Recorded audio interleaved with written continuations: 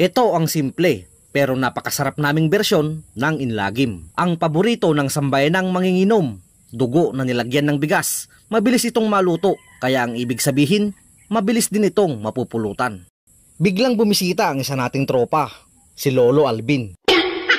Ang lakas ng radar ng taong ito na kahit hindi nakasali sa mapa ng Pilipinas ang lugar niya, kapag nataon na magluluto kami ng masarap na pulutan, susulpot na lamang kung saan-saan.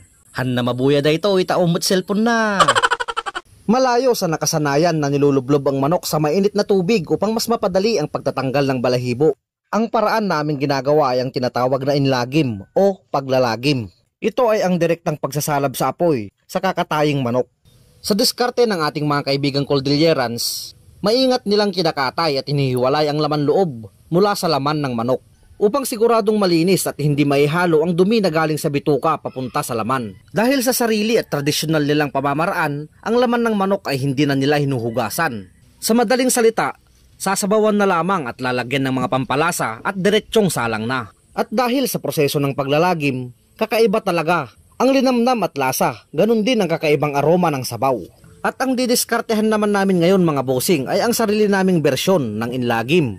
Lahat naman tayo ay may kanya-kanyang pamamaraan sa pagluluto at ito naman po ang amin. Sa pagkakataong yan, patapos na ang aking kumpare sa pagsasalab sa mga manok sa apoy.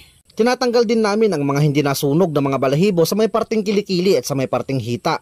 At para na rin masiguradong malinis na malinis ang aming pagkakaprepara.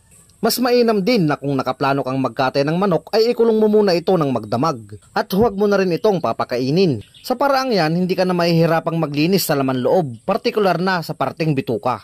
Pagkatapos makatay at malinisan ang mga manok, sinasangkutsa lang namin yan sa sibuyas, bawang at luya. Kasama na rin dyan ang dahon ng laurel at paminta.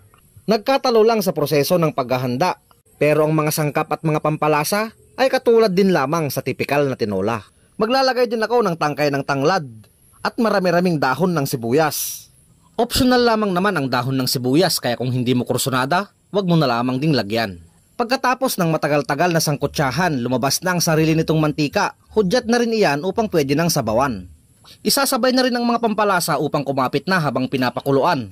At ito ang paborito ng sambayanang manginginom, ang dugo na nilagyan ng bigas. Dahil mas madali itong maluto, ibig sabihin, mas madaling mapupulutan. Sa mahinang apoy, pakukuluan ito sa humigit kumulang 2 oras. Mas mainam sana kung may sahog pa itong itag. Ay sus, nagbilag na iti sabsabawnan.